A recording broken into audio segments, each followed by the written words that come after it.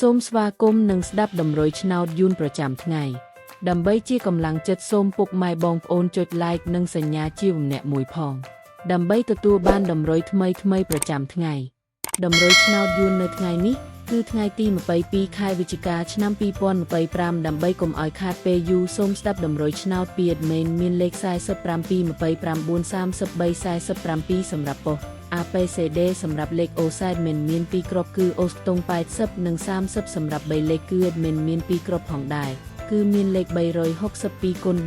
451គុណបើសិនជាពុកម៉ែបងប្អូនស្រឡាញ់និងពេញចិត្តលេខទាំងនេះពុកម៉ែបងប្អូនអាចយកលេខទាំងនេះទៅផ្សងសំណាងបានជាចុងក្រោយសូមជូនពរពុកម៉ែបងប្អូនដែលយកលេខខាង admin ទៅផ្សងសំណាងហេងយើងទាំងអស់គ្នាជូនពរពុកម៉ែបងប្អូនជួបតែសំណាងនឹងសុខភាពល្អសូមជម្រាបលាជួបគ្នានៅថ្ងៃស្អែកបន្តទៀត